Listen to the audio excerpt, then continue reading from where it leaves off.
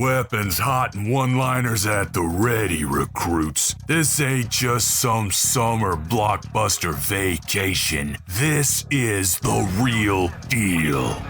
You've been chosen as part of an elite task force for the month of action. Now when those bullets start to fly and everything around you is up in flames, don't you lose your nerve. Remember who you are. You're the toughest, craziest, most resourceful sons of bitches to ever lace them up. We don't wait for backup and we damn sure don't retreat. Now strap your asses in and get ready for the drop. Oh, and one more thing. Before you pull that trigger, tell them John Mortis sent you. Murdoch. I'm coming to get you. Remember, Sally, when I promised to kill you last? I lied.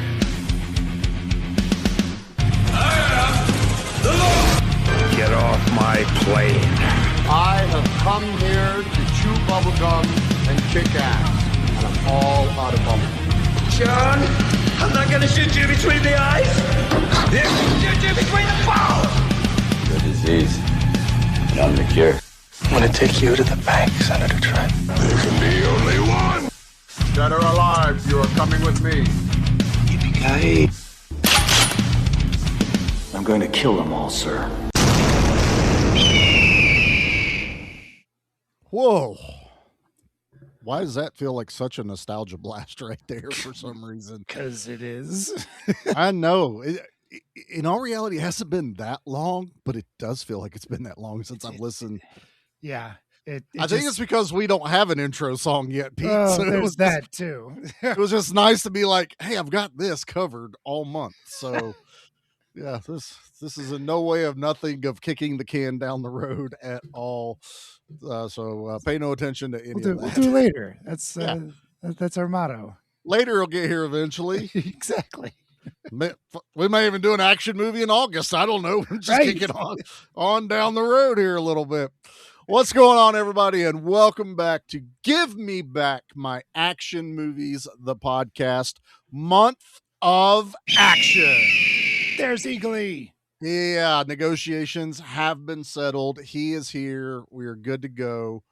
I am one of your hosts, Charlie. With me, as always, is my sheriff, my right-hand man, the sheriff of Rottingham. No, that was the other. That was the other one. Pete, say hello to the people, Pete. Oi! I that's my Kevin Costner English accent. Oi! Y'all. I thought that was your Kevin Costner English accent. Yeah. Oh, this is too. Yes, Yeah. I worked very hard on this all week long. The non-existent accent whatsoever. I think at the very beginning you hear it a couple of times where he's making an effort, and then he's like, fuck it. I read an interesting thing, and I don't know how, I mean, you see anything in IMDb, but they said when there's no English accent, Kevin Costner and Kevin Reynolds were getting along. When they weren't getting along is when Kevin Costner did the English accent. Oh. And I'm like, so you're so bad you're pissing the director off. Yeah, you just pissed. Oh, man. What a dick move. And I'm sure everybody can guess right now what we are covering. We are covering Robin Hood, Prince of Thieves. This is still in that vein of nostalgia for me. Oh, for sure. A movie I grew up with watching over and over and over again. I think I rented it so many times my parents just bought me the VHS. So it was like, it's going to be cheaper to buy him the damn movie and just let him watch it whenever he wants. So I'm pretty sure there was a summer I just watched Robin Hood. Just Robin Hood. And over. That's okay. And over again. Nothing wrong with that. Nope, good. Not at all. Excellent PG-13 movie. So speaking of which, let's get into our trailer. Yeah. Surprisingly, not that long, like 2 minutes. This is the era of trailers, of TV trailers. So yeah, had to fit it in a certain amount of time. I fully expected like the OG one to be like 3 to 4 minutes long. Oh, because I take that whole block of. It's a Kevin Costner movie. You kind of expect it, but no, this OG. Here we go.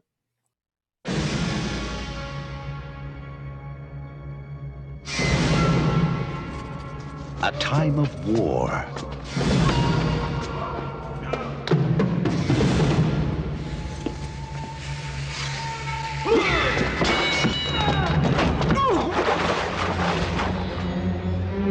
A time of homecoming.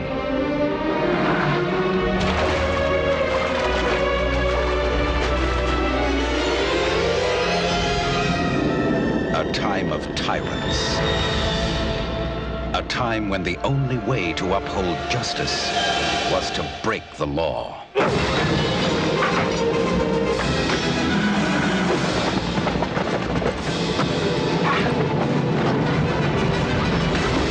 He gave the people the courage to fight.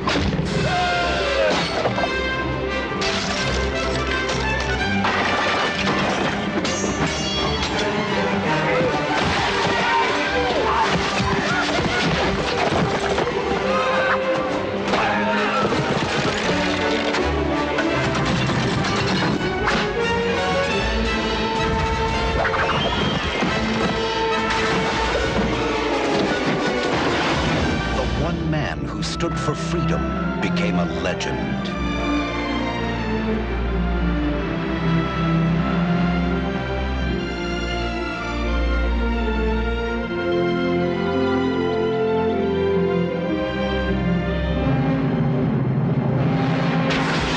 Kevin Costner, Morgan Freeman, Christian Slater, Alan Rickman, and Mary Elizabeth Mastrantonio. Prince of Thieves. Not bad. Not bad. It's good. Good trailer. Yep. I dig it. Get you in the mood. Watching it again, obviously, you're like, yep, I remember. And the music. That music, if that doesn't get you going, it's so damn good. That's it. Those epic summertime 90s films all had these wonderful soundtracks. Oh yeah. And I think what carries it over, and this was in the Discord with Parker and them guys, was he even mentioned the fact that you hear this music all the time on the Disney like DVD previews, that Morgan Creek intro, and you're like, that's exactly where I know it from. It is the Robin Hood theme, and they just like, we're going to get every dollar out of this. It's no Bryan Adams, which we'll talk about, I'm sure. But yeah. No, this is, for staying with the theme of the give me back, but also doing it in the month of action. I wanted something that I grew up with, that was still action packed, that I have a lot of memories with. And I've had a hankering to do this movie for quite a while. And I've actually had it on the list for a long time. And then I found out Arrow was doing the 4K release of this. I literally got this a few weeks ago in time for recording. So that's got to be chock full of all sorts of fun stuff. Dude, I haven't even gotten into all of the. That's the thing with an Arrow release. There is so like you watch the movie and then you're overwhelmed with the additions, all the extras. I mean, I got the good ones. Delightfully so. It's got like the booklet. Very cool. Oh my God, there's so much to read. With all that, it comes with the mini poster. This is for our YouTube people. So the Arrow one, and then the OG Flaming Arrow that we all know. So yeah, and a ton of extras, like a literal ton of extras on this. So I recommend getting it. It was beautiful. It was gorgeous. I've never seen it so clear. And it's the extended. Is it only the extended, or does it have the extended in that the? It has both, and we will get into the director's cut, because that was an experience. Very different. Well, I wouldn't say very different, but it revealed a few things that I wasn't saying. I did find a copy at the library, and it was the extended version Blu-ray, and boy, it was great. It was delightful. And that was the thing. I've not owned this since my VHS, but it's like one of those, if it's on, I will watch it. I think I had a crappy DVD version of it a long time ago, and it was. I feel like I did too. Nothing cool about it. Not the director's cut. It was just a regular one. Theatrical release with it was like a VHS transfer is what it was. It pretty much was. paper cover on it. It might have been the cardboard cheapy ones that we had, which will come up later this month too. I have another one of those we're going to be talking about. Oh, yeah. So yeah, let's I know we both got history with this. Let's start with that. Pete, what's your history with Robin Hood, Prince of Thieves? 91, I was a junior in high school and I saw this in the theater with the family. This was a whole family thing. We all went to, I don't know if we went to Findlay or Bluffton. It doesn't matter. We went there as a family to go watch it. It was PG-13, so it was clearly okay for everybody. And we all walked out of it going, that was great. And as soon as it came out on VHS, yeah, we rented it again and watched it at home. This was a fairly regular in my high school years. Once I got to college, not so much, but in my high school years, the last 2 years of high school, I should say. Yeah, we rented this on the regular, I think, as a family. So yeah, it's fun. It's an adventure. It's an adventure movie. It's as close to Indiana Jones as you can get with all the action and all the great music. Funny, in 1992 was I think it was 92, was my freshman year of college, the fall of 92. And we, at the Ohio State University, I was in the marching band, and we did a Prince of Thieves themed show.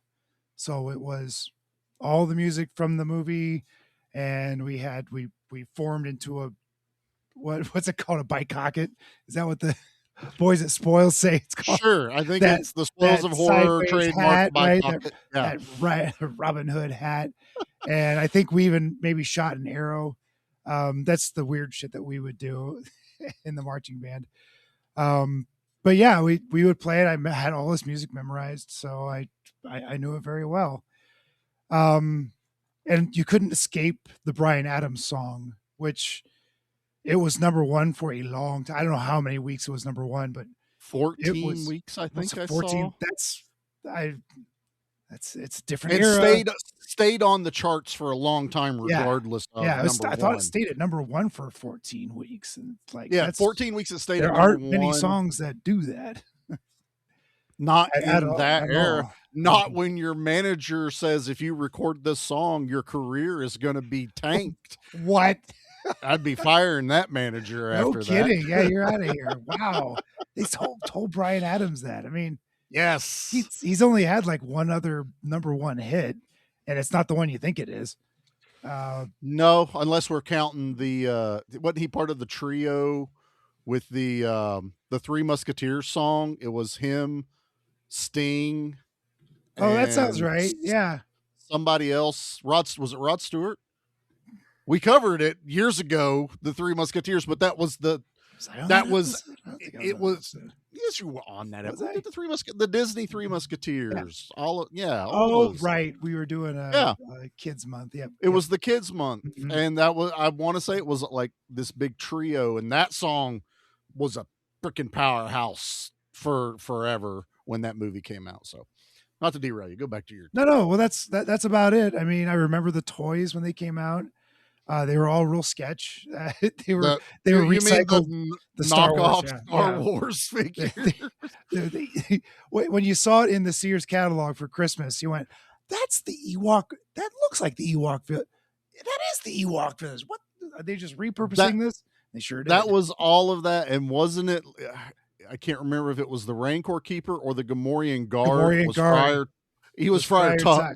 Yep. Different head sculpt on it. And so a lot of head off of parts. The Morgan Guard and use that fat belly and the not movie accurate outfit that he was wearing. I think they put a robe on him. I think it was a cloth robe that came on him. Oh, that might be. Okay. Yeah. Those toys are terrible. I feel bad for Hasbro for putting those out. Or Kenner, whoever it was. That was Kenner. Yeah, Kenner. Yeah, Kenner. Oof. Oh boy, you were in some financial straits at that point in time in the company's history. They were eating good in the 80s. Come the 90s, they were struggling just a little bit. Yeah. What do you mean kids don't love 5 points of articulation anymore? No kidding. all the people that got rich off of Star Wars had left. They saw the writing on the wall. Done. Just left the cabinet or They're just stuck there with a bunch of molds going, Yeah, what the right. fuck Like, do we what the do hell with am I doing this? this? So that's my history for the. Charlie, I haven't seen this movie in probably since like '93 or something. Oh, it's been that long. Yeah, Oh, it's been wow. a long time. That'd be 30 years. 30 years. And I'll clean that up later. It'll be Right. So you just go beep years. a long time ago. What about you? This was near and dear. Well, you This was all the time. We rented it all the time. We didn't get to go to the theaters and see this one. That was, when this came out, it wasn't, family for our family to go watch it. But this ended up being a family sit around and watch movie. I'm sure much to my mom's chagrin, watching this going, what did Will Scarlet say? Oh yeah. What's the Sheriff of Nottingham getting ready to do? PG-13 right there, folks. Yeah, everybody gets one. Yeah. Also, it was ad-libbed, so no one well wrote placed. that. Yeah, that was perfect. That's one of those things. Like, if you could put that word in any movie, what's the perfect spot? When you go to Robin Hood, Prince of Thieves, that's the perfect spot. Nowhere else would it work. But yeah, I rented the crap out of this till Mom and Dad finally bought it for me. I was one of the people that when I got the VHS, it did have the music video in the credits. Sure. That was. I remember that. I was looking stuff up. I'll get into that, but everyone kept being like, no, it is a Mandela. It's all this. Cause none of the DVDs got it. Nothing. The new movie doesn't have it. And I was like, no, it had it. Like my brain, I was repeating lines of this movie the whole time. I know it by heart. Like I could reenact this movie. I'd be in Pete's band, just running around doing it. I'll be one of the merry men running around. And even Jackie remembered because we got to the credits and I was like, this doesn't feel right. And she goes, no, it doesn't. I was like, you remember the video? She goes, yeah, I remember the video at the end. And so I was like, oh, 4K, Arrow's got us. It says Bryan Adams, everything I do for you. Special feature. Click onto it. The live performance from Wembley in front of the castle. And it's unplugged. So no piano, no drums, no guitar. No electric guitar. He's playing an acoustic guitar and there's like one other rhythm person with him. And I'm like, this ain't it. I looked at Jackie. The kids were all sitting around. And I'm like, the MTV video. I remember it too. So I went on YouTube, found the one, not the one I remember the video having scenes from the movie. Yes. Yeah, had movie clips tied in. Had movie clips. Yeah. I remember seeing it on television. I remember seeing it on YouTube. No, there's a legit release and it's like a black and white of him singing kind of at a live concert, but it's dubbed over with the actual track. So it does sound right. So I was like, okay, because there's certain music cues and moments that are just ingrained in my brain, and so I had to, it was that itch they talk about. My brain was itching till I heard that. It's like the Pizza Hut commercial at the beginning of Teenage Mutant Ninja Turtles where the kids are playing baseball. It's on every VHS. I can't watch that movie without that commercial first. You go crazy. And my kids, completionist. The kids stayed and watched the video too, because I was like, you have to understand how powerful this song was to us in the 90s. But yeah, that's a bit of my history and a bit of what happened. Everybody's prom song for a few years. Dude, this was, I remember they would go around for the school newspaper and you could do like dedications to people. You pay $1 and they would print it in the school paper. Everything I do for you. They could have just went copy, paste, copy, paste, copy, paste, copy, paste. That's all that went down through there. Like this song had a stranglehold on America that I'm sure there's others, but I'd be hard pressed to think of any right off the top of my head. Like if you'd asked me cold, not watching this movie, I'd have been like, yeah, everything I do for you. That's probably the one. We all know it. We all knew that. Yeah. And honestly, still a banger song. It was never one that I got tired of. You know, I really enjoyed it. But and the Wembley video on 4K was cool, but Arrow, come on. Like if you're going to get the live one, just get some rights issues or something. It could have been copyright, but I was just like, man, it's just that song is just part of that movie. It's like if anytime you do this movie release, that song should just go with it. Like it's just go take it. They're a package deal. Yeah, no you get one, you get the other. You know, you think of the movie, you think of Bryan Adams and Kevin Costner's bad accent. That's as a kid. Oh, we didn't know. I had no idea. Didn't give two shits. I'm just like, okay, yeah. Everyone else around him speaking English accents or are actually native, English people. And Kevin Costner running around here with an English accent. Christian Slater didn't do much better. No, I don't think he tried. He gave less of a try than Costner did. He did. Sean Connery's Scottish as King Richard at the end. That's right. He did not speak with an English. No one cared. These guys were the A-list in the 90s. No one cared. It's fine. So yeah, I grew up with this movie. This is a favorite. I'm happy to own it again. This will be a regular watch again for me. I absolutely adore it. Now, I know a lot of people are waiting and wanting to find out because I had a conversation with Parker on Discord because I convinced him to watch it the same night I was watching this for the recording. Oh, cool. Because he's like, I want to watch a movie, and everyone's like throwing these suggestions, and I went, may I perchance recommend Robin Hood for Month of Action so you're prepared? And he's like, all right, you got me. You twisted my arm. So I had him watch it, but he watched the regular. He didn't watch the director's cut. And I was talking to him, and I didn't tell him what's in it. I'm going to start off right now saying I prefer the theatrical cut, no matter how much that's going to hurt Kevin Reynolds' feelings. Because Kevin Costner edited this movie. He sure did. They locked the editor out but they had to keep showing Kevin Reynolds the progress, but he couldn't say anything. Like he couldn't tell him no, but they had, for contract reasons, they had to show him. That sounds mean. That sounds like taunting. Like, look what we did. Nothing you can do. Nothing you can do. Some of the cuts are what you expect. Extended dialogue. One I did like, which was Friar Tuck. You understand a little bit more why he doesn't care for Azim other than he's a Moor. So they extended that. I did like that.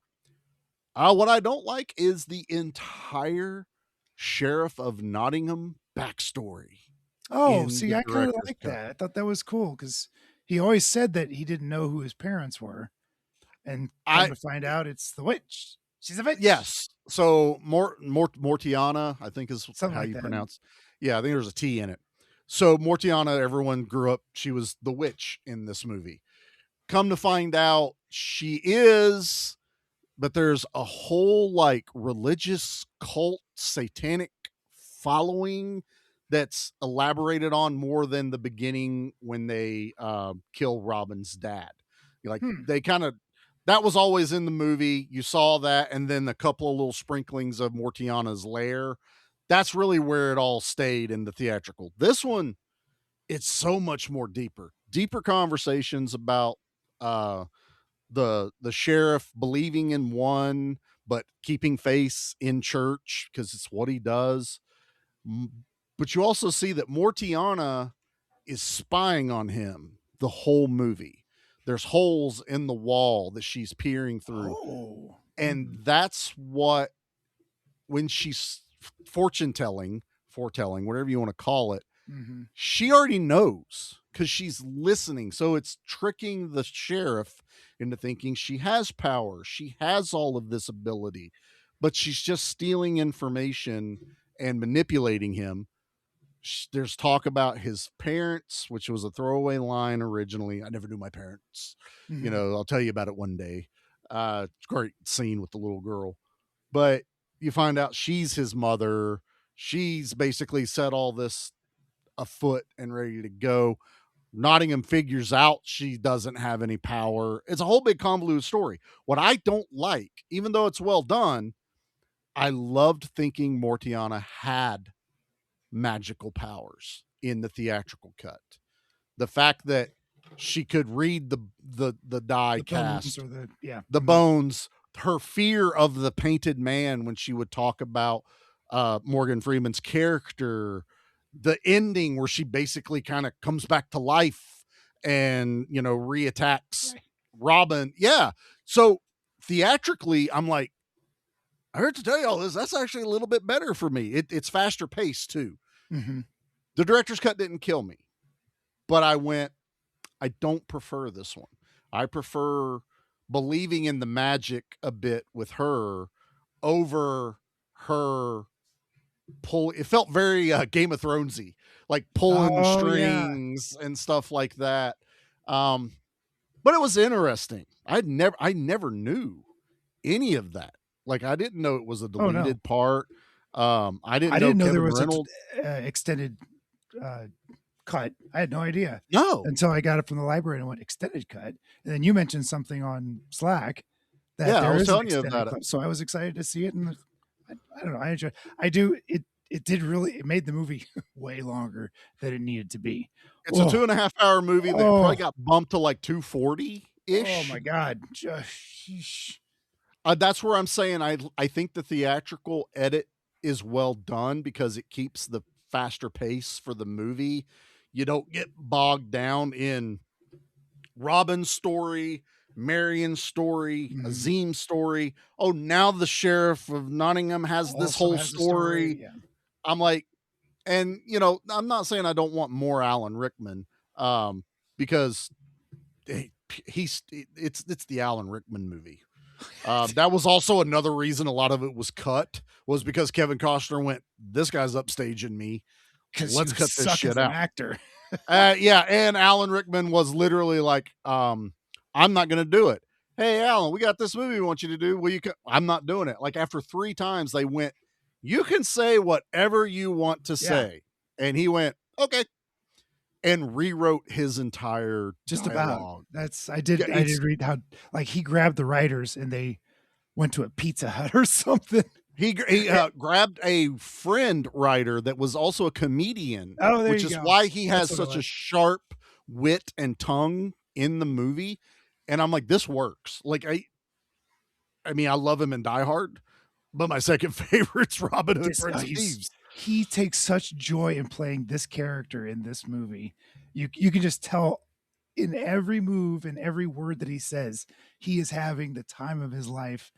Absolutely. Because I'm smiling from ear to ear every moment I see him on screen, because something magical is going to happen, and it does. It happens every minute. And I'll say, I think, because he obviously loves the movie, the fact that made him a lot of money, but he's kind of like been like, yes, it's not great. I'm not great. Oh no, it's not great anything. in the director's cut, though, I think it kind of helps Alan Rickman that they did take some of that out, because there's some scenes where he gets a little overzealous, a little over-exact. When he storms into the room, when he finds out Mortiana has been spying on him and he doesn't go across the bridge, he runs right through the fucking nasty ass water and he almost trips and falls. And I'm just like, okay, there's a little bit of overacting. There's a little bit of, I'm sick of doing this scene 27 times. Right. I'm done. And I was like, okay, it's not that Kevin Costner made you look bad. I actually think it maybe helped just a little bit in the movie, but I'm not going to drive home on that. If you guys haven't seen it, I recommend at least one watch of the director's cut. It's same with Waterworld that I told everybody. I have the Ulysses cut. It's great to watch that one time to get more backstory. But when you're just wanting to watch it for fun, watch the theatrical. It's faster. Or don't watch Waterworld. It's fine. Or always watch Waterworld. Just don't do it. I am a Kevin Costner fan. Okay. I know some people love to make fun of this man, love to shit on him. I have always liked him. I'm not going to be like, oh, I think Wyatt Earp's better than Tombstone. Like, one, I'm not a huge they Western both have a movie. place in my heart, both those movies. Yeah, they have their moments. I think there's some Mhm. great moments in Wyatt Earp. Is it better than Tombstone? Tombstone on the whole is a better movie. Wyatt Earp deserves to be there. You know, I remember watching The Postman. Who knew that was going to be a post-apocalyptic movie when you watch it? You know, you're just Right. like, well, that's odd. I didn't know that. It is also almost 3 hours long. Yeah. You know, something about Kevin Costner movies being really long. Once after he made this movie, he had enough clout in Hollywood to do whatever the hell he wanted. He did whatever. I mean, And he started making epics, and no one wanted epics at the time. And but it was the start of the now 2.5, 3 hours is it's killing nothing. me. I watched Masters of the Universe. It was 2 hours and 30 minutes. Good Lord. For a Masters of the Universe movie. Okay, so anyone complaining about Robin Hood being too long, I'm not complaining. I could have watched 5 hours of Masters of the Universe. Like, don't get me wrong. But I'm like, this is normal now. So I don't get the hate for these long epics. They started there. But I like Kevin Costner. I've seen a few episodes of the Yellowstone. I like everything with him in it. I think he's a great actor. I've seen some of his like non-epic. What was that, like Tin Cup, the golfing one? Oh, I remember watching. I don't think I watched that one, but of course, Field of Dreams. That's an American. If anyone classic. says anything bad about Field of Dreams, like that's that's Americana right there is what I would say. What's I'll watch Field of Dreams. Yes. Why do people love baseball so much? Watch Field of Dreams. Then watch Sandlot. I think if you watch those two movies, you will understand the love of baseball in America there. What a back-to-back, man. What a double feature that would be. That would be an amazing double feature to watch. That's all. I saw a video the other day. The reason it was fresh in my mind of this guy had his son and a bunch of his buddies were out in the backyard watching a movie on a projector, and it was The Sandlot, and he's recording them at the Wendy Peppercorn at the pool scene. The pool, yeah. Where he's like faking that he's not breathing and then gets the kid, which is still wrong, I guess, nowadays. Yeah. But all of the boys' reactions of, "Whoa, my God, what's he doing? Oh God!" Like they're just losing their shit. While everyone on the movie is cheering him on. And I was just like, that just made me smile. I was like, man, I need that's in the running for a Give Me Back episode. You know, we should do like a lot of nostalgia for that one. That's we should do like a spring opener. Oh, cool! Yeah, cover The Sandlot. That would be a lot of fun. But yeah, let's get back to Robin Hood, Prince of Thieves movie proper that we can talk about here. I grew up with Robin Hood knowing pretty much the story. I don't know if I read the book early on. I know I've at least read some of the stories. I don't even know what the book would actually be. I think there's a half a dozen versions. Oh, it'd be like a Tarzan thing where. But I was writing a bunch of stories about Tarzan and exactly it was the same way? Question mark? I don't know. And I know almost most people our generation and age and maybe a little after Robin Hood, Disney. Robin Hood was a fox. I saw that a couple times in the theater. Now Disney used to release these movies once every 5 years. Yep. Back before VHS, so every 5 years you'd get Dumbo, you'd get. We saw Snow White that way. We saw Snow White, Sleeping Beauty, all of them, and Fox and the Hound, and then I remember Robin Hood being one of those for sure. So I saw it in the theater. Yeah, I grew up with that. I loved that movie. I would watch the OG like Errol Finn.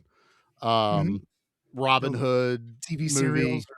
That I think I want to say he did a movie. I could be wrong. I just remember what I want to say it was. Bit of the swashbuckling, swinging. Errol Flynn. Everywhere. I grew up loving it. And it shows because of my love of stuff like Flash Gordon, stuff like that. I do love that we still get that in this movie. There are moments of that swinging through the air, especially in the the woods scene, or Robin getting away from a bunch of bad guys, grab a rope, in the swing. church soup. Yeah, that was Yep, up that's there. straight out of old Hollywood. I That love that that. to- He had that this had little such a bitty knife smile. and that giant rope. He's not cutting through that rope. No. And I don't care. You'd be sawing. That was some old sisal like rope right there. That's old school hemp too, man. That's Oh God, yeah. you don't cut that easy. But I mean, God, that again, that's just a scene that's burned in every kid's memory of him doing that. And then Sheriff of Nottingham, I'll cut your heart out with a spoon. Just He's not telling a joke, but he's being very funny. And then he explains himself later. I love when he explains it to his cousin. Cousin, why a spoon? Because it will hurt more. Oh, what a great punchline 15 minutes later. To be thinking stuff like that. And then his cousin is brain fart. I'm looking it up real quick because I can't remember. Is it Michael Wincott? I never can remember his last name. The bad guy from The Crow. He was in. That's where I know him from. Yeah, so he's in that. He's also in Alien Resurrection. He's the leader of the block that out of my brain. The group of people that are delivering all the bodies and stuff to the planet. That's Michael Wincott in that. I mean, he's been in a ton of movies and stuff, but I've always known him as the top dollar from The Crow. So I remember that. But I love him as the cousin. I hate that he dies so quick in the movie. I kind of wanted him to really last impactful longer. though. Like his cousin. Oh, kills it's him. great. That was a bit of an eye opener. I forgot that had happened, and when that scene comes up, I whoa. That's and Alan right. Rickman makes a joke right after. You get this intense scene, and then pulls the sword out, looks at all the blacksmith, and goes, "This is good steel," and throws the sword back down. You're like, okay, this guy's a piece of shit. It's a good villain. He is a great villain in this. Morgan Freeman as Aziz, love him. Absolutely love this guy. Playing the Moor, which I'm guessing, forgive me, I don't know a lot of stuff. I'm guessing that's a type of Muslim is what they're going for without saying. It's a very good question. I did not look it up. I didn't either. Happening back then. I did read though that there was apparently a guy that would berate movies based on how they treated Muslim, Iranian, like anyone from the Middle East, Middle Eastern cultures, and he praised this movie. He's like, Azim is a true hero, who stays true to his faith the entire movie in a comical way, which was a whole lot of fun. In a comical way, but he also bridges a gap between the other faiths, like his whole scene with Friar Tuck later, which that director's cut scene caught me off guard, where the little girl comes up. We've all seen it. Did God paint you? And he goes, but assuredly he did. And she's talking to her.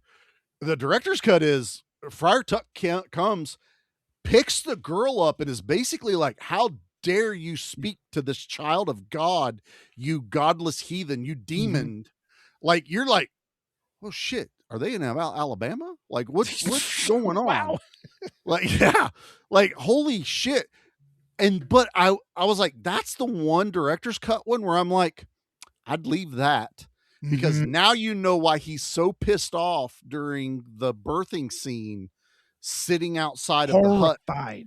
Yeah, horrified. telling like you touch John, this white woman with those black hands, and you are going to befoul her. She'll never be the same. And hit him in Little John's ear, like, I'm telling you, he's killing her. And it's, it's established earlier that Hazim is from a more advanced culture when he shows Robin Hood the spyglass. The spyglass scene, very, very funny scene.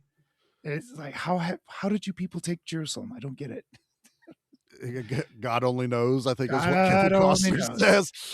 But that was a clever thing how they established that they were advanced is a strong word. they were advanced in different ways than the English word. I guess the word is learned is an actual. Sure. Yeah, that's but in an a different actual way. word. The English were smart in their ways, and Well, they were until they went, we're going to go get the Holy Grail. Well, let's go crusade and let's just convert the world into what we believe in. Sure. Yeah. The whole underlying thing of Robin Hood is there's like crusades going on at the same time of trying to force convert people to Christianity. And Robin's part of it, as a Locksley till he gets locked up, for whatever reason it's in Jerusalem that they're captured. That's where they escaped from Jerusalem. They escaped from Jerusalem where they're about to be taking their hands off. Man, that's a great opener. It's a banger. It starts scene. Right away.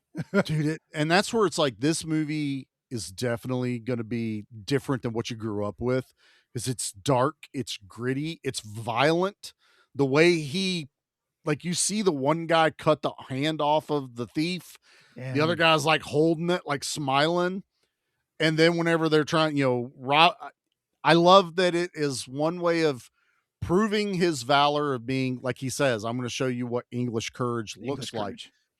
But it's also a ploy so that the guy is not pulling back as hard on his hand. As a kid, no idea that's what's actually happening. As an adult now, you're going, I see what sucker. You're doing. I see what you're doing. So he's able to pull him into the way of the sword, cuts right through that dude's arms. Great opening scene. I think it's a good thing, but also prison breaks are always so much fun. Prison breaks are fun, but I watched this movie last night, could not get Men in Tights out of my brain. There were so many things. The whole movie, I'm like, okay, which movie am I watching? Okay, all right. Okay, constantly. Right. Well, the whole time. They would say something, and I was like, oh, no, that's a different movie. No, it's the other movie. Or I would be like, oh, that's where they get, like, everyone knows I can speak with an English accent. That was an obvious jab to this. Oh, sure. But everything leading up, the prison break in that one, like that would have been, there's too much movie to talk about to have made it a double feature, but we should have covered both in the same month. We wouldn't know where to begin or start, man. No. We get it mixed up the whole time. But I'm glad you got it too, because I watched both movies religiously. I watched Men in Tights all the time. As a matter of fact, I had a polyp on my throat a couple decades ago and had it removed, and I wasn't allowed to speak for an entire week. What? Yep. Was not allowed to talk for a whole week, full 7 days. And then, so after Jody had run out and gotten us some food, and she bought me a present, and that present was Robin Hood Men in Tights. And she's like, look, we can watch a movie while you're still up, because I was knocked out, and anytime you get out of anesthesia, you're groggy the rest of the day. Oh, you're loopy. Yeah. So she's like, well, we'll be able to watch this while you kind of are in and out of. And she had also bought me a little dry erase board with a dry erase pen, of course. And I'm like, I'm picturing this. This is one of the funniest movies. How am I not? I can't laugh. I was just getting ready to say, this sounds like torture. Because talking and laughing are the same damn thing. And that movie is impossible to not laugh through. Oh, it was one of the hardest things I ever did. But luckily I was half awake anyway. Yeah. So I think I was out pretty quickly. But yeah. Anyway. No, the correlation between the two. Anecdote for you. I love it. I absolutely love it. It's just Pete just writing on his little. Oh, always. I brought it to work with me. That's how I communicated with people. Did you write beer on one side and just leave it there, and then you wrote on the other side? And you're like, "What do you want?" Beer. Just so you didn't have to write that word. Anytime beer was the answer, I just flip it over. Yeah. Flip it over. Beer. Why is it a magic marker? Like, I'm not going to erase it. I did run out of ink or dry erase pen. My pen literally dried up. Oh my God. So then Jody called me a blabber pen. Also very funny. Oh, that's awesome. I love that little nugget has come out in this episode. You would not expect that, but yeah, no, this is a lot of fun. I love, God, man, I don't even know what to talk about this movie. I like just talking about certain scenes. It's 2.5 hours long. It's way too long to walk through the movie. Yeah, I'm not going to walk through it. No, well, it's not something we really do here anyway. But we got to land on some scenes. And I like how you started at the beginning. How about that? Yeah, with the prison break. The prison break is a great scene all the way through. Like even when her brother sacrifices himself because he gets shot with the arrow, Marion's brother, and Azim's like, don't let his sacrifice right go. Azim says that twice through the movie. There's one when they're in the Sherwood Forest. Yes, the cousin insults Robin's father because his cousin murdered his father. Yeah, and Azim says it then also, like, hey, it's not worth it, not right now. You're not supposed to die now. I gotta say, I got a little I won't, not quite what I would say a lump in my throat, but that part where he comes up in his country land and it hits that wall, that tree right there. Oh, I heard about this. Yeah, two jackasses cut it down. Tree. Yeah, like this tree's been in everything. Like, and they were just cut it down to cut it down. They were just vandals. That's all they were doing. They were just cutting it down. And it was what was it, like 350 years old or something crazy? Oh God, like it that? was like it was around when probably Robin Hood could have existed, right? Had he actually existed. And also, it's kind of like because they threatened to cut it down in the movie to get the kid down, and you're like, no, don't get that actually anywhere near it. But yeah, that bothered me when I saw that report about those guys doing it. Man, I'm like, that's just vandalism. Absolute senseless. Absolute senseless. Because you're not protesting anything. You're just cutting down a living thing. That tree didn't do anything to anyone except be beautiful. Right. And I think England is one of those where people have the right to walk anywhere. It's not like here where you've got a fence up around your property and somebody can't go walking through your field. I think it's over there that it's like wanderer's right or something like that. That they can just walk, like go right across your property. They can't build a house, but they can they can walk. It's why that big thing about them walking to one of the soccer games in New York or something, they were throwing this big fit. Like they're used to walking. Not here. No, you're not. You gotta the sidewalk. Yeah, that's what it's there for. But to see something like that I'm sure millions of people have laid eyes on or touched and just be destroyed. It brought some emotions to see that tree in the movie. I'm not afraid to say. Then I get a really awesome, fight scene, and then a really funny, like, you came all the way over here to save my life and you sat around praying while I'm fighting 6-1. And he's like, what are you complaining about? You're still alive. And you're just like, sound like a mule. I love Morgan Freeman. I'll save you on my own time, I think is what he says. Yeah. Like, you don't get to pick when I fulfill my vow or something like that. I will. Robin Hood is through the entire movie. He's like, would you help now? Nope, not ready. Oh, when he's fighting Little John in the river. John, got any advice? Move faster. Faster. Thanks. Oh, it's so good. Such a great line. That scene also in the water is, I was having a hard time separating Men in Tights. Well, they do the exact same joke. Pretty much. I'm drowning. Put your feet down. And this one, it was a bit deeper. I could see that you get buoyant and you can't feel the bottom. And then Men in Tights, they're in the creek.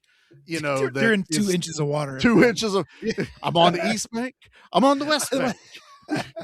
It's not the Mississippi. It's not the Mississippi. But you're also looking at this one going, That water still doesn't look that deep Uh, here uh, in this one, and they're worried about where to cross and everything. yeah, but that water was moving real fast, and that can get real tricky quickly. Well, with a horse, and if you do hit Yeah. that deeper water, it can Mhm. affect them. I really like Duncan, aka Blinken, in the other one.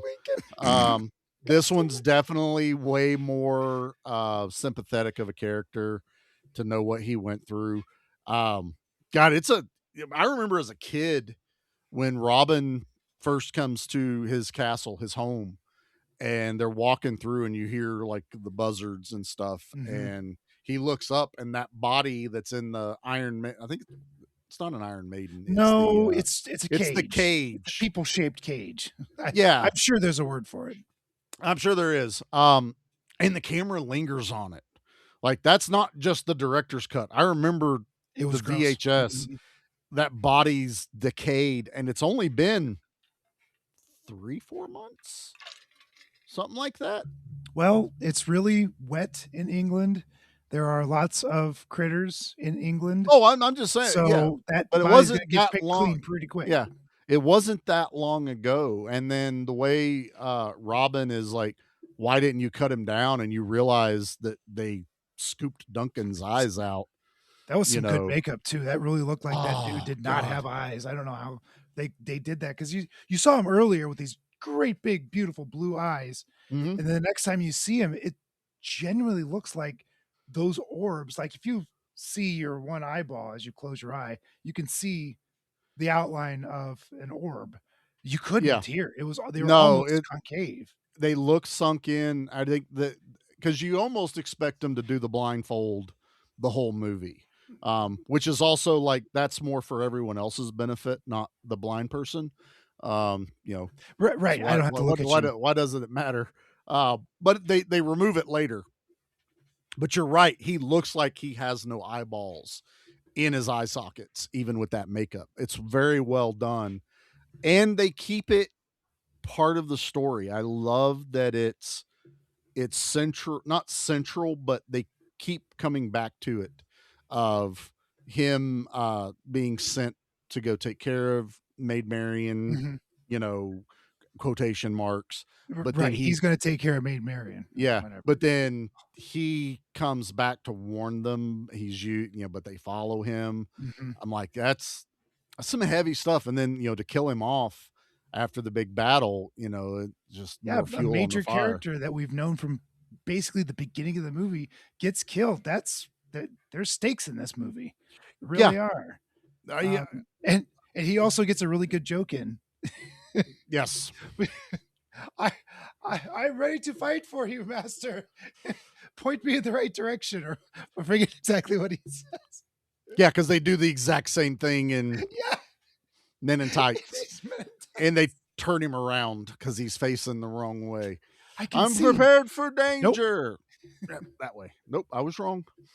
I like the Merry Men. They're not called the Merry Men in here. They're just Men of the Woods. Mhm. Great actors. I think that's Nope. Brian Best, right? That's Little John. I don't recognize that man. Outside of this movie, I don't recognize who that fella is. That's not the dude from Flash Gordon. The eagle, the wing guy. Ooh. Boy, that's like 15 plus years separate. Brian Blessed. Is it? Yes. Flash Gordon, and yeah. Wow. It's the voice. Well. To me, it's the voice of because I brought it up not realizing that was a connection we were doing when I said Flash Gordon earlier. That was more of the swashbuckling. But whenever he does that dive, whenever they're doing the big epic scene in there, but then to hear him yelling and stuff in this movie and the laugh, I'm like, that's the guy from Flash Gordon. I keep wanting to say his name was Falcor, and I don't think that it sounds was right. Falcor. Is that not it? That's too easy, isn't it? It does sound too Voltan. Voltan. I knew it was a bird thing. Falcor was a band, pretty sure. Wasn't that Amadeus? Falcor, something like that. Amadeus. Yeah. Yeah. I want to say that's Falcor. Ooh, it's Don't close. make me Google that. Nope. Don't Close. make me Google that. Nope. I'm Googling it. He was How a far are we? delight. That's Yeah. What? You know what? What? I'm going to look it up. I think it's You time for a look it up commercial. while we take a break. How about that? Yeah. I was just going to say, it's got to be close to time. Here we go. You want a war? Well, you got it right after this. In all history, there's never been another hero like him. Robin Hood, Prince of Thieves. I fight for justice against the evil sheriff of Nottingham. Robin, with a fateful Azim, defends Sherwood Forest. Ha ha! I found your hideout! Surrender! You put the Sherwood Forest playset together. Little John, greet our visitor. I, Robin. Figures and playsets sold separately. Ha! Didn't get me. Ron, Sheriff, we got you right where we want you. There's only one Prince of Thieves, Robin Hood. Guys, we've been doing this thing for a while, and I think it's about time we make a trailer. Yeah. All right, so here we go. Let's get this thing. All right, ready? All right, what's going on, everybody? We are Dissect That Film. I am Brett. I'm Dan. I'm Angela.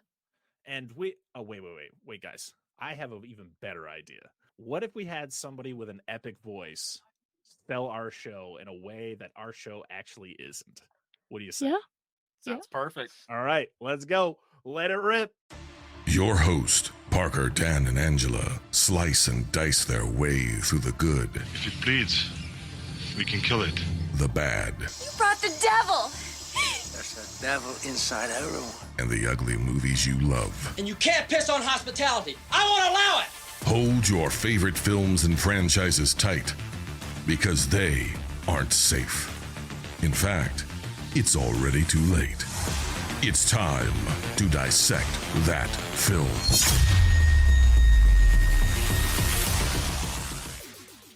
I wish our show is what that guy just said, but you know what? If you want to listen to our awesome show, Dissect That Film, you can listen to us on YouTube and on your favorite podcast apps every single Friday, where we talk about all the wonderful films, good, bad, or ugly, as that epic dude said back there. So until next time, I'm Brett. I'm Dan. I'm Angela.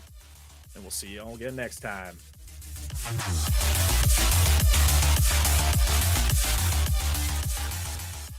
I didn't come here to talk. Lucky for you, they did. Okay, I'm still looking it up. Falco? Maybe it's Falcor. Hold on, let's look up Amadeus. Rock me Amadeus. Rock me Amadeus. Let's get this in here. Falco.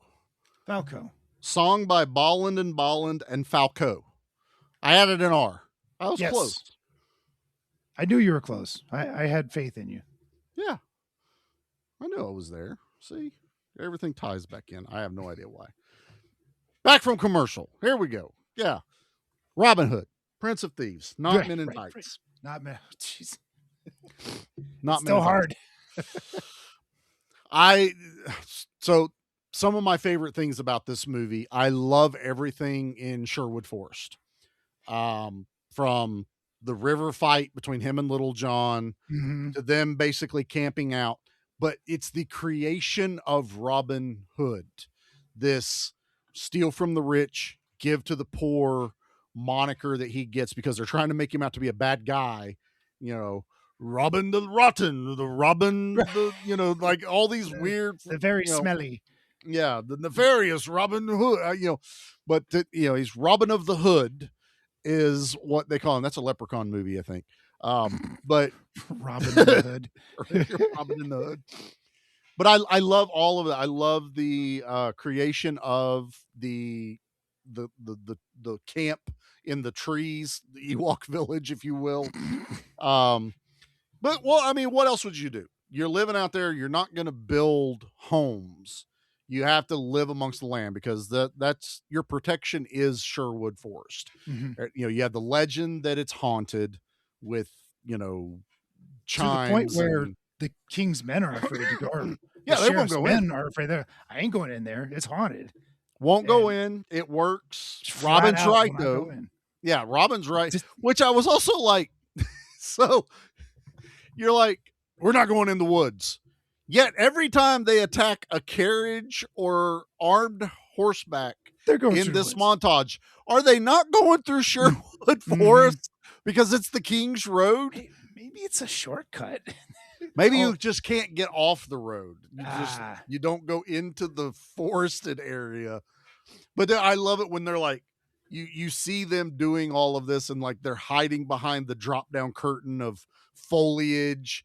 The guys would run and the little canvas leaf covered, camouflage, they would drop down on top of them. I'm like, to this day, and even watching it the other night going, if a horse just took one step off to the side way.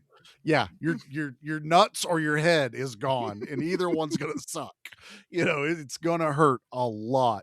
But I love that. I love the whole montage of it. I just love seeing the creative. I grew up in the woods, playing in the woods.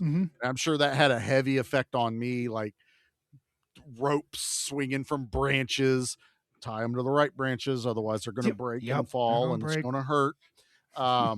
We had plenty of vines growing around, so you had some natural points to swing.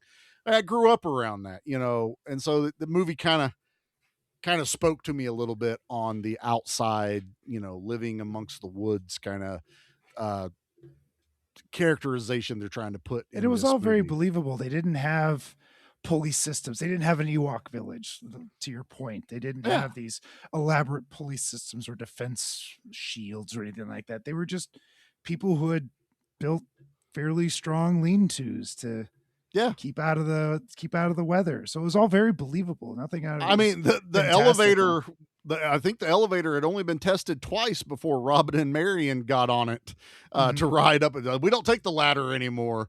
I'd have took the ladder. I'm just saying. Just taking the ladder. Also, I love that it was perfectly balanced for two people to ride that barrel down. Do you hook it onto the branch when you're done? Because I didn't see him do that. I need to see the schematics on this pulley system. As an engineer, you'd like to see some of the blueprints, please. They come down, they hook it on a little thing. The other merry man named Bull, the little guy, comes walking over, grabs it, launched up into the air. Do you have like certain weight classes of ones that rides? Or is there just one guy that stands over there and he adjusts everything? Your job is to adjust it for this body, this little boy, please. Yeah, that's where we got the elevator guys from back in the day. They would second floor, lingerie, jewelry, women's Mr. apparel. Tyler. Yeah, see all going that down. We've added a whole extra layer to this movie that love the Celts, the people that drink the blood of their enemies and eat their body parts. I liked them in Hire Mercenaries. Brilliant. Another scene not necessary in the director's cut to explain the introduction of them and the lords in this big plot to take over England, and it makes a pentagram over the island of England and Scotland, or Ireland. Yeah, Scotland. So, because he's paying off the lords, who are all part of the cabal that you see at the beginning, that not KKK at the beginning of the movie, right? With their stone masks. They weren't pointed. We'll give them that. I would have expected black cloaks. I'm just saying, dark arts. Probably a better choice of colors. I'm just saying. Orange, even. High vis orange.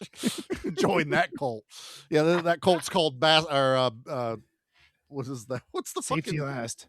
No, I was trying to think of the outdoor store. Everybody go Bass Pro or whatever. That's that cult. Cabela, part of the Cabela. Cabela's. I think Bass Pro I think they bought Cabela out. That sounds right. Yeah. We are completely derailing. Talk about that. Let's talk about Robin. We already are. Camouflage. But anyway, the whole introduction of the Celts, and that guy walks in there and sticks the firewood to his hand and just holds it there. and then throws it over his shoulder and just stares at everyone. I'm like, yep, that I would have cut that too. Yeah, that you don't need that. Didn't need it. I like their appearance in the woods. Everyone knows what they are. They're the baddies. And that they repel They're them. the savages. You want to talk about savages? They're the savages. These guys are crazy. But they're able to repel them after that first wave.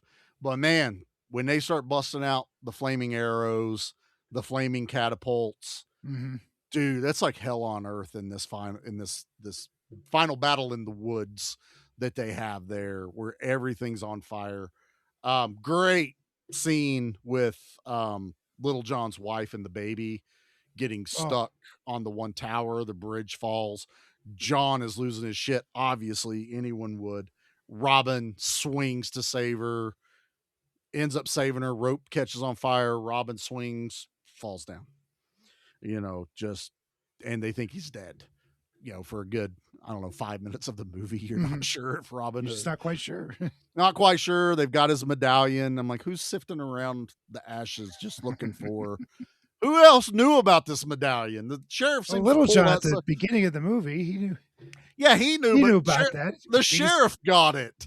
He's like, I'm afraid he's passed away, and hands Marion the charred medallion, and you're like, who went and looked for that?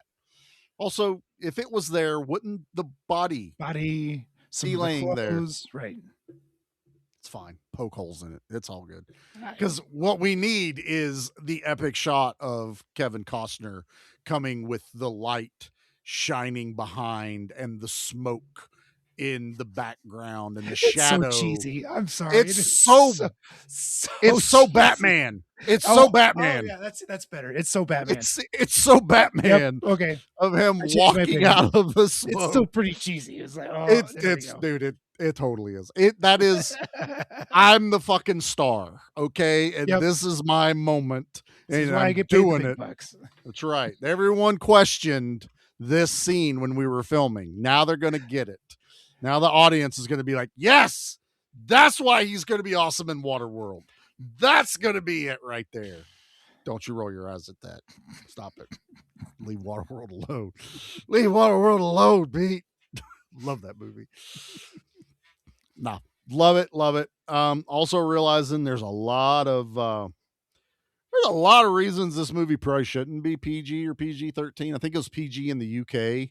A lot of satanic cult symbolism. Fairly violent. It's pretty violent. Yep. There's you don't see a lot of blood splatter, but you see a lot of death. But you see PG-13. You also see like body parts. Body parts happen in this. But I think I'm getting to the point of the wedding scene and the consummation of. I forgot how intense this scene is. This was. Wow. I feel this is the problem. I feel Rickman was trying really hard to keep it. I'm trying to think of the right word.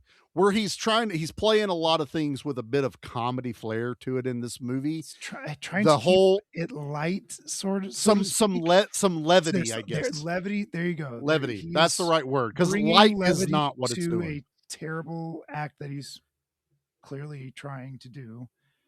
But to me, the scene where he uses his legs, I'm like, that actually made it worse. That segment that was played for laughs. I guarantee it. And I guarantee it was played for laughs. And as an adult watching this, and I'm going, and I'm not usually one of those people that's like, I'm also not saying to take it out because it's in the movie. It's part of it. But I'm just saying now with 40-year-old eyes, I'm going, that does not play the way you think it plays. No. And somebody then should have realized that as well. Like you could have not okay. This is not funny. You could have done it 100 ways. I mean, even if it would have felt rougher as in Alan Rickman, like throwing her up on the altar and maybe a bit of the rip of a dress. like and I know we're beating a dead horse here. In Men in Tights, it is played with comedy because she has the chastity belt. So whenever he rips the dress, it's yeah. Then it's funny. Then you're like, yeah, because he can't do it. This one doesn't have the ability to have the chastity belt in the way. It's an Everlast. It's so I gotta say, of everything in this movie, that was the one that I'm like, okay, yep, there's my ooh moment. I remembered that from as a kid, but I don't think I remembered it until I saw it again. Yeah. And I don't think it had the impact. I'm pretty sure it was funny in 91. I'm pretty sure I giggled, or because it was played like a Three Stooges bit. Like it was. It was really slapstick. is. Well, the whole layup to it, where she slaps the father, leaving the scratch marks on his head, and she's like rubbing the belly, like she's ready. She's ripe. It's like, Ugh. When I was like 11 and 12 when this movie came out. I knew a little bit, but not enough. And I watched it since. I'm sure as a teenager I knew what was happening, but I don't think I ever had the reaction that I had the other night of just being like, no, this is this shouldn't. I know a lot of weird things happen and a lot of questionable things happen in movies back in the day, but I was like, that's one that probably should have stayed on the cutting room floor. And I don't want to belabor it and stay on this topic, but I wanted to bring it up because it was something that made me like physically go, oh, no. And I'm watching this with my kids. Sure. Because it's what we all did growing up. Family, yeah. Was it a family adventure movie? Probably the next time mom and dad come over for a cookout or something. We just had Father's Day, but mom had surgery, so she's, recovering, and we didn't want to do that. I was like, we'll get together later. I'll probably put this on because I'm sure it's been 20 years since mom and dad have watched Robin Hood, Prince of Thieves, but it was one we all grew up with. And like I said, I'm sitting there, I'm repeating lines in this movie. Like, damned English. I say damned English oak as a carpenter a lot, even if it's not English oak. Sure. Yeah. If I'm trying to tear something apart and I can't swing a hammer through it, damned English oak, and I'll go get a Sawzall and I'll cut it in half. Like it's just in my lexicon of shit I say. And that's one of them. And I'm sure, everyone says the cut your heart out with a spoon and, why a spoon, cousin, and all these other things. But I find myself just like, even though it's probably been a while since I watched the movie, and just like, yep, I know this line for line. I know this line for line. I know these cues. I love the Azim and Mortiana interaction. Oh, that fight was great. The fight, he throws her around like a fucking rag doll, but she keeps weighs coming. Nothing. Oh, she is nothing, but she comes back like a banshee. She stabs him in the leg. Yeah. Yeah, she does. And it sets up perfectly, because it still gets me, is Sheriff of Nottingham is killed. I could have swore he falls out the window, but that would have been way too Die Hard for him to die again. Because even Jackie was like, I thought he went out the window, and I'm like, I don't think they let him. I'm sure he was like, I'm not going out the fucking window. All right, we're not doing that again. But he's dead, and it's like, oh, the heroes won, and then that door busts down, and she comes running out, and Azim finally gets the door down, and he throws that fucking scimitar sword with some power, and she flies through the air. Flies and lands right next to the sheriff, man. I still get hyped watching that scene. Like, it's so good. Yeah. I don't know if I'm giving my card away for a bit that's coming back today, but it's up there. I've got like 2 or 3, honestly, if I'm being honest about this movie. But yeah, I love it. I love it. And then I love Sean Connery showing up at the Patrick end. Stewart. Oh yeah. Wait, which movie are we watching? Yeah. That's a good way to get it confused, because it's the exact same scene and the exact same bit. I was waiting for him to hand his sword to Friar Tuck. Right. Here's your knife, sword, whatever. Whatever. But seeing, as a kid, I know who Sean Connery was. We grew up watching Last Crusade, James Bond, stuff like that. So seeing him come in as a kid, not really understanding the impact of what's essentially a cameo role for him. I think he did 2 days, and normally it's $1 million for him to show up for like 2 days. He knew they had talked. I guess he was friends with someone. They were running over budget by the time they got to his scenes. He negotiated it down to $250,000 for 2 days to say what he said, but he did donate the money to some charities or something. Oh, like good. That. Didn't Good for pocket it. So I'm like, that works. I know Sean Connery's got some questionable stuff in his past, but that was day a good one was makeup and costume fitting. Day 2 was the 3 lines you said. That's kind of what I was thinking the other night, because I was what I'm like, guessing. 2 days. I'm sure they had, because he's freaking King Richard. He comes, boom. He looks the part, damn good. You're like, yeah, they had to fit that, because they're not flying out to him to fit it. So a day of that, I think you've nailed it. And then his scene, probably 3 or 4 takes, a couple of different setups of shots of the camera. Yeah, 2 Additional days. smooches of Maid Marian. Well, yeah, cousin. I didn't like that. Oh, yeah, wait, that's not Scottish. Shingles. Can we just say shingles? Can we do that scene again, please? I The don't scene. think I missed my mark. Yeah. It doesn't seem as serious when I said it. So, I don't know. Sexy shingles. Trebek. Forever will love all of that. I'll Well, take the tits now for 200. The tits now. I know it feels like we're not talking about this movie. There's just so much to talk about. We've and so talked about this much. movie. I don't want to drag it out any longer than it needs to be. I love this movie. It's a lot of fun. I love the hanging scene. Okay, I do want to talk about where they're getting ready to hang the marionette. Oh, all of them. Yeah. The wolf, Including the kid. boy. They got a kid up there on a. Oh my They got the kid. I will. Another scene I'll give credit to in the director's cut. The sheriff talks to the hangman and he goes, "Make sure they don't break their necks. Oh, I want to see them suffer." Oh, and you're like, that's cold shit right there, because it was supposed to be about break your neck, boom, dead. It was only when you got lucky that they would strangle and put on a show for the people audience, there. yeah. But the sheriff's like, don't break their necks, put on a show. They shortened up the rope then. Oh yeah, So they wouldn't fall too far. Yep, because they really don't. But I love the epicness of it. The setup of the battle. Azim has made gunpowder, which I think, how are you going to add explosions in a medieval movie? Yeah. Add Gunpowder. somebody who knows how to handle gunpowder. It's So a great scene too when they're putting it together and he's like, "Oh no, take that away from the candle." Or yes. oh wait, what is?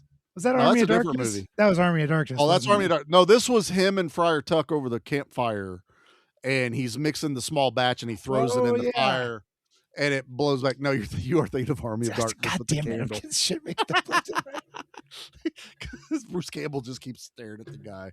It's just fucking evil eye just moving the candle because he's holding it up over the flame. You are not responsible enough for this.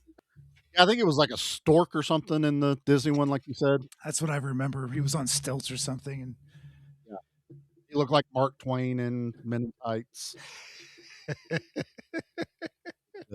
No, I like. He gets another shot.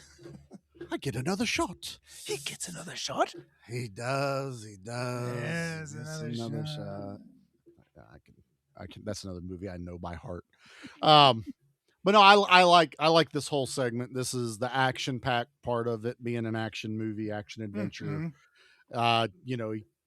Classic. The shot everyone. There's two arrow shots I think everyone remembers. It's when he shoots the arrow to free Wolf, and it takes him 2 tries. It nicks the rope, and then it finally cuts through, and it does that follow the arrow. Oh, it's as a it's great spinning. shot.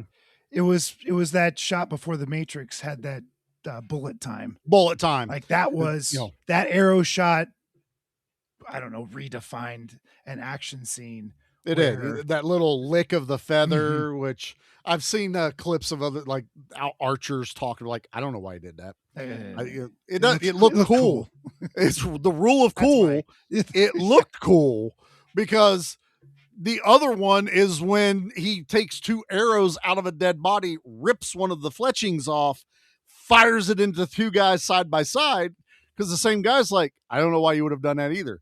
Because it looked cool. Cool.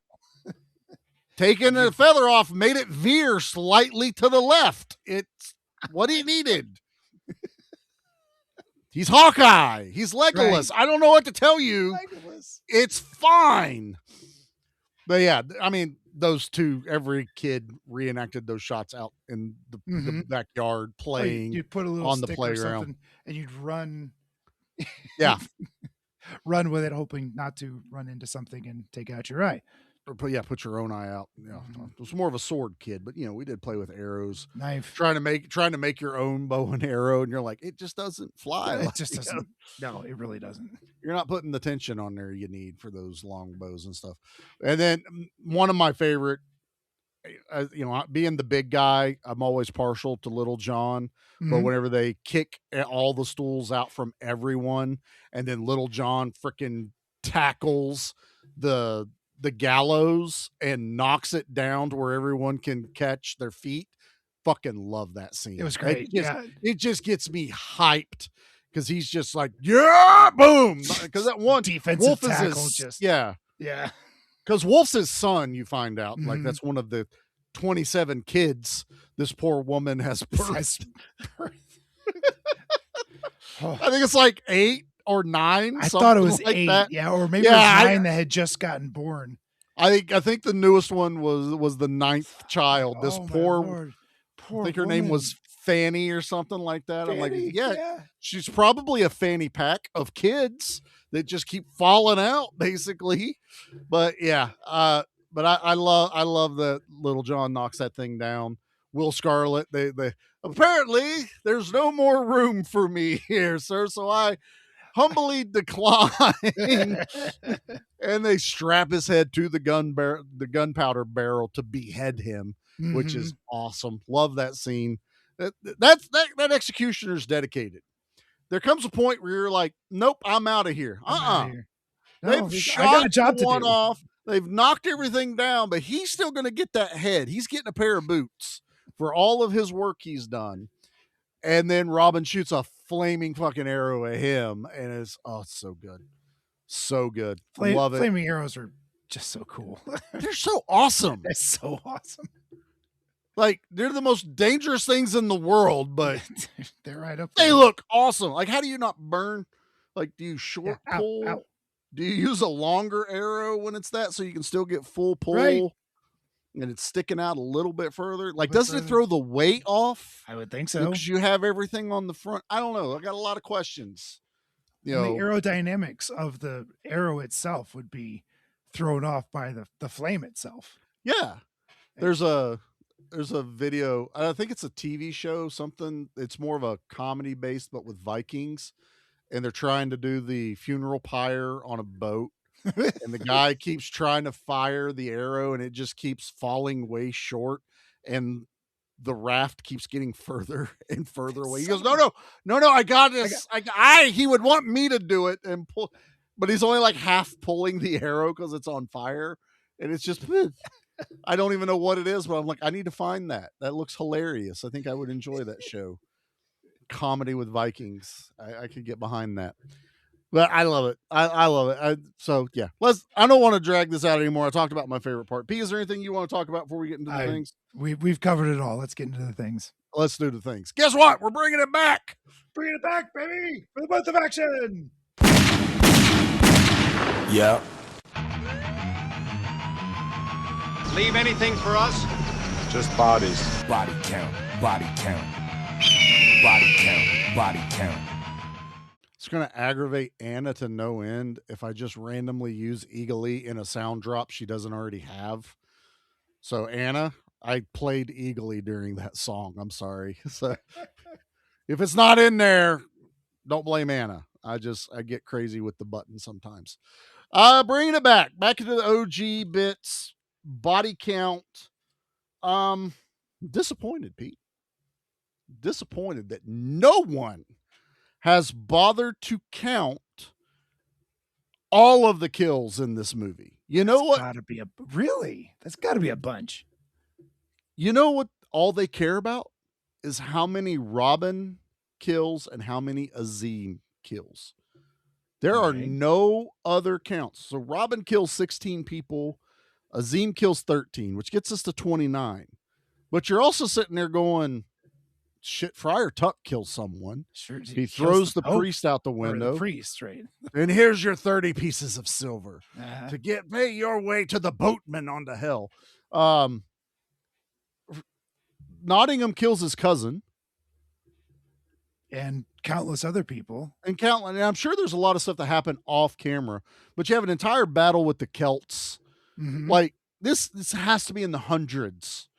The hundreds. And I figured it's this movie, someone's had to have done it. Nope. Only Robin and Azim. So I guess sounds like you got some work to do this weekend. I guess I'll put that on my to-do list of everything else I got to do right now. But yeah. So it's not terrible, but we'll call it 29 plus. All right. Plus. 29 official plus. Yeah, according to Google, that's what it is. So let's pick our favorite out of the plus. Have you ever killed anyone? Yeah, but they were all bad. Pete, what's your favorite death in Robin Hood? It's Mortigan. It's Azim throwing that scimitar and it just and hits her and she gets blown off of her feet and flies across the room. It's completely ridiculous. It's like getting shot with a gun, getting blown it's off the your rope feet. pull. Right, It's the classic rope pull I love in every movie. I'm here for it. It's so satisfying. It's stand up and cheer worthy. Just like it is. Yes! Oh, the whole setup, the whole thing. It is such. If he's going to redeem his vow, that's how you fucking do it. Like that. It's so good. It's so she good. Ripped Robin's throat out or something. Oh, she's running in with the spear. Oh, like that's right. Yeah. Because she pulls it out of her body and keeps it. Because Azim runs her through, so she's wounded. It's awesome. It's awesome. And you, what is your favorite? You've got 3, I know. So, yes, it's Pete's. We'll just get that out of the way. Probably the most spectacular. But the other one is Robin shooting that flaming arrow at the executioner. Mm-hmm. And it's the cover of the VHS. It's the movie poster of him pulling that flaming arrow back. Camera in front of the arrow as it's flying. Perfectly positioned as it's flying. Perfectly positioned. Then the camera cuts to behind the executioner and it hits him dead between the eyes. And he falls because he's got the axe up above his head and it hits him and he falls straight back. Just boom. Dead. It's great. Love that one. Like that is amazing. And I like the double arrow shot. Oh, that's because it's almost a throwaway kill. It is, but it's so fast. It's such a Robin Hood moment, because it is funny in this movie that he's like a knight of King Richard on these crusades. He's gone on all this stuff. He fights with a sword 99.999% of the movie until he's in Sherwood Forest and all of a sudden he has a bow and arrow. But he is also the greatest with a bow and arrow because he shoots Will Scarlet through the hand right when he's about to throw a knife at him, which I love. Will Scarlet's got the fingerless gloves, and if you look closely, it's right in the finger. Oh, is it? The glove. It is. Like thank you 4K. I could see everything. I saw it. It's not even like a fake around the hand. It literally is just stick this arrow through the web of the glove. It's fine. It works. It pays off. I don't care. Yeah. It still pays off with the whole Will Scarlet backstory being his brother, which I remember as a kid going, what? That was not quite the Darth Vader moment, but for a kid watching this movie, like, that's his brother? Like, not understanding the other wife, the other mother connotations, and kicking her out. And like, okay, no. Whoa! Kevin Costner's got a brother. I also was watching it last night, and I know this movie quite well. I could have swore he died. I could have swore Will Scarlet died. I could just be misremembering or thinking of another movie. Nope, that happens. I've never thought that. He's at the wedding. Like I saw him plain as day, and I was like, because I thought somehow he dies in that whole skirmish. Because I know they catch him because he's got the sword. And he's like, my lord, and they whip him, which is another added scene of why he's whipped. Kind of kills it too, because it makes it weird how he turncoated but yet still tried to redeem himself with Robin. So double agent or triple agent. A triple agent. So I think I still prefer the theatrical version of Will Scarlet turning and then going back and turning. It's only 2 flips, not 3 flips, like the director's cut would make you believe. But anyway, that's what that is. So yeah, I think it's time to rate this. Like, it's going to be a stretch. So, bringing him back, how many Al Leongs are we going to give this?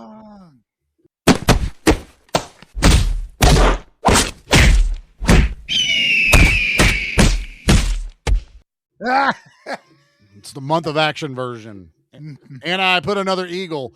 That's what I'm going to have to do. When I hit the button, I'm going to be like, and I push the button again. She's going to be so mad at me right now. Yeah. So, Pete, back to our scale. 1 through 10 Al Leongs. How many Al Leongs are we giving Robin Hood, Prince of Thieves? I thoroughly enjoy this movie. I was smiling ear to ear when I was watching it again. I'm looking at this 4K version that you bought, thinking, put that on my list. Catch it on a sale. It's 10. I dig this movie. I dig this movie a lot. It has rewatchability. The one scene is brief, so just try not to worry about it too much. Don't dwell on it as much as we did. Definitely see the extended version at least once. And once you get that in your brain pan, then you don't need to see it ever again, and just go for the slightly shorter movie. Slightly. It's a great, strong recommend. Go see this movie. Absolutely. And that leaves you, Charlie. I picked it. I've had an itch I needed to scratch forever, and I decided to do it this month. It's a 10. I love this movie. I immediately pre-ordered this 4K because I knew it had to look amazing. And the English countryside is gorgeous. I assumed they filmed it in England. Yes, they did. But so Costner's got all these beautiful cinematic Dancing with Wolves. I'll give you Waterworld, Prince of Thieves. Just these beautiful landscapes. They're epics. There's a reason they're called epics. Epic. Again, an epic, yes. Say what you will, but they look amazing. They are, God, it's what movies were back then. They were an event. They were something to look forward to. Not, oh, what's out this weekend? Oh, what's coming? Like this movie was number 1 and then got knocked out by Terminator 2 and was still in the second spot the rest of the year. What a year Terminator 2 and boy, I got it. Yeah, 91. I mean, look up 91. It's a year after Batman. What else came out that year? Sheesh. Well, see, Batman would have been 89. 90 was that's right. 90 was TMNT. I think Terminator 2 was the tentpole, obviously, movie of 91. And I do know mom and dad went to the theater and saw that. Because dad would always go to the Arnold movies. But yeah, this movie was part of those blockbusters. Those like I'm sure it stayed in the theater for a while. You weren't going to knock it off the top spot. Everyone knew. I mean, this movie had a toy line. It had a music video. It had, I'm sure, tons of crossover merchandise through a lot of things. I'm sure it had a novelization. I'm sure. I guarantee. Yeah. I don't remember if it had any comics. I don't think it had comics. Terminator had comics at that time, but it wasn't movie adaptations. You know what? I do believe there was a Prince of Thieves comic. I want to say it was Dynamite that did it, because they usually did the Isn't that the movie crossover. Is that the kid version of Marvel, or that was Star Comics? That was Star. Dynamite was the ones that did, like, I want to say they did the Army of Darkness. Yeah, but I didn't think Dynamite came around until after the 2000s. I could be wrong, but I'm pretty sure. Oh, okay. The primary comic tied to the 91 film is a 3-issue Robin Hood series published by Eclipse Comics. Oh, that's a Marvel subsidiary. This series was strategically released in July of 1991 to coincide with the premiere of Robin Hood, Prince and Thieves. I want to say I have at least one of those somewhere in one of my collections. Do you? I don't recall. And it's why I remember, I remember it, because I want to say I have I recognize one of the covers, which of course it's showing the OG like comic reel, the serialized, because I think this was in the paper, the OG Robin Hood stuff. There's a picture of Little John, the toy line. The toy. Yep. Yeah, did they have a cloth robe on it. It did. Little John has a cloth robe. And yes, Friar Tuck was the Gamorrean guard.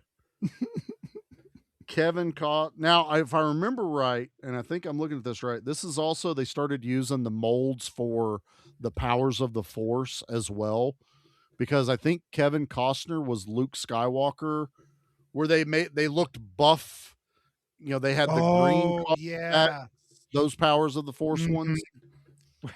Where they gave them tiny He-Man bodies. Yes. And tiny heads. All with abs and pecs and yeah.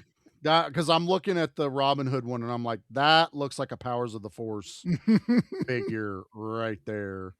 Good Lord, Azim, you can kind of tell he has a head. They have all of the cloth over him, around his neck, and on his head. Wow. Like he's like a purple and gray Grimace in this picture I'm looking at. I don't mean that to be mean. It's just what he looks like. That's funny. I would have played with him as a kid, but I think my parents were just like, he has enough shit. Yeah, right. We're not buying these. You don't need any more. You already have that Ewok forest. I didn't have that growing up because it took up too much room. It was partly the cost. The other part, where is he going to put it? My room was not huge growing up. So yeah, there was a comic that went with this. I'll have to dig around, see if I can find that. We'll post that up there. All right. Well, that is our first Give Me Back episode of Month of Action. Eagle. So I'm sure everyone has heard. I need to get my list because I got to remember this is what we do here. As everyone should know, we've already had 2 episodes come out of the Month of Action. We did the Need for Speed, where we covered Black Dog as me, Mickey, and Parker, starting off the month. And we've also had our B Action episode where we started off with Harley Davidson and the Marlboro Man. Great movie. Absolutely love that one. A ton of fun. I think I've seen that. Huh. Don Johnson, Mickey Rourke. Yeah. Yep.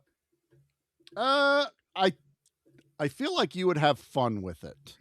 It's not just a bang, bang, shoot 'em, you're dead, even though there's a lot of gunplay in it. but I think you would. That'd be a one I'd be curious. Like, what would Pete think of this movie? The rest of so how we're doing this is every Saturday this month is going to be a B action episode. So we have 5 episodes coming out. That means we had 2 extra episodes to fill in on our Tuesdays. So Pete couldn't be here for every Tuesday, sadly, because he's just as busy in the month as I am. So I have got some guest hosts coming, and we're going to do 2 more Give Me Back My Action episodes. So next week I will have a guest on as we cover Eraser, starring Arnold Schwarzenegger. So I got my Schwarzenegger in this year. And then I'm sure you've seen the promos, but I've got an interesting one that we're ending the month off on. And Pete cannot wait for his and Anna's "Ah Crap" episode. I think he literally said "Ah Crap" when Anna told him the episode. I did. I should have seen it coming. You really should have. I should. She's talked about it for over a year of wanting to cover this movie. It was her opening to do it. So you guys are covering Armageddon. You sure are. Summer blockbuster. It Sure counts. is. The Rock is the villain, and I don't mean Dwayne Johnson. Not Dwayne Johnson. I mean The Rock in this movie is it's alive. Gonna watch it with it's a kaiju. It's a kaiju. I'm gonna watch it with my nephew tomorrow. So I guarantee he loves it. And don't you dare try to sully his enjoyment. I will not of that movie. I do not do any because of that. I remember watching it close to his age when I first saw it, and I had a ball with that movie. So I watched Robin Hood with him, and he was not impressed. Really? Shocked. I was shocked. Like, he was not engaged at all in the movie. Like, it just didn't interest him. My kids enjoyed the hell out of it. Yeah, like they were like, all dude, who into the hell it. are you, kid? And stop being a dummy. It was like all the cool shit I show you, and this is where you draw the line. Right. Man, I mean, he didn't dislike it, but he was not engaged. Interesting. You sometimes just can't guess. Yeah. You just can't guess it. And with that also means it's time to run down everyone that is involved with the month of action. Woo! All of the podcasts and other creators that have joined us in this endeavor. It's doubled since last year, but that will be the Give Me Back My Podcast, B Action, Flicks and Friends, The Baron's Hideout, Old Man Brad, Dissect That Film, Bad Movies, Worst People, Geeks with Beards, Screams from the Basement, Spoils of Horror, A Cut Above, Captain Steve, Movie Dumpster, Good Beer, Bad Movie Night, Lucha Steve, Surge, Brainbuster Video, After Hours with Anna and Pete. Ah, crap. B Movie Brain, The Monster Zone, Video Villa, and Pizza Bone. All of these people have joined us on the month of action. Even if it's just one episode, that's all you're required to do. This is more of a collaboration where we all just kind of promote each other, and it's a lot of fun. Some people go full on in. Some people do one episode. Some people only ever do one episode. So no shade to those podcasts whatsoever, because one of them is my co-host. Didn't want to think anyone else I was fingering out on that one. It's fully looking at Pete the whole time I said that. We only put out one episode a month. I know what one he's doing this year, and it's going to be way better than last year's episode for Month of Action. Ooh, King Solomon's Mines. Hey, folks, don't watch that movie. Not the Quatermain that you wanted. This is not the Quatermain you were looking for. Nope. Not you want the Sean Connery one, even though Pete is so resistant to that. After seeing the OG, I think the other one is better by leaps and I bounds. attest to that. Leaps and bounds. So yeah, and all of the other Give Me Backs will be on video format, so you will see me and the other guests pop up. And yes, it has been announced on the other episodes. Charlie has finally pulled the Band-Aid off. We are starting a Patreon. And we are offering a new show that is Patreon only.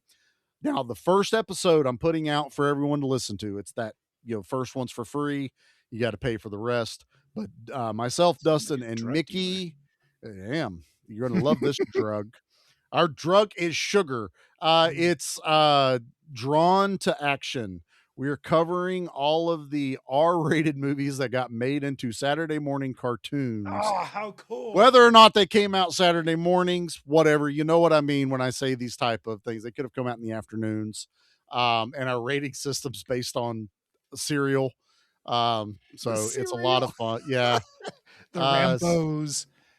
Well, we do that, but if we really like it, we each like if we like an episode, we pick our favorite cereal. Terminator What would we be eating when we watched this? So I'm doing the Rambo cartoon at first. So obviously I love it. So I tell you about my favorite cereals growing up. So that's kind of our rating system there. We're having a lot of fun. Each of us get to bring a cartoon, and we basically it's like changing the channels. We each get a turn. And for when each show comes on. So it's a lot of fun. And if you do join the Patreon, even though the first one's free, episode 2 will already be available on the Patreon. So you're not waiting a month to get the next one, but it will be 1 episode a month. We'll be adding more stuff as it goes. So yeah, if you can, we would appreciate it if you can support us over on Patreon. If not, please go give us a follow. We are on Facebook at Gimme Back My Action Movies, the Facebook group. Gimme Back the Podcast Facebook group. Both of those are on Instagram. You can also find Good Beer Bad Movie Pete over on Instagram. Nerd at the Movies, which is Anna. The After Hours Cinema Review with Anna and Pete on Instagram. I like the acronym crap. I just have to let everyone know that there's actually a name to that. You can find all of us over there. Dustin with B Action is on Instagram and his 27 other shows along with Nikki. No kidding. Yeah. So you can find all of us over there. It's the best place to get a hold of us if you're trying to reach out. So yeah. Well, we know what's happening next week. This Saturday will be the B Action. And I do believe we are covering Nemesis, a little bit of sci-fi, a little bit of, Terminator knockoff, even though we talked about Terminator 2 in this episode. A lot of fun. Excuse me. A lot of fun. Looking forward to it. Ton of content.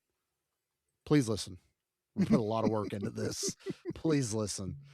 All right, Pete, are we done? Are we getting out here? I feel like we've drugged this out long enough. So we'll see y'all on the next episode. Thank you. That was one hell of an action sequence, soldier. I haven't seen shooting like that since the Battle of New Hope. The month of action couldn't have done it without you. Mission accomplished.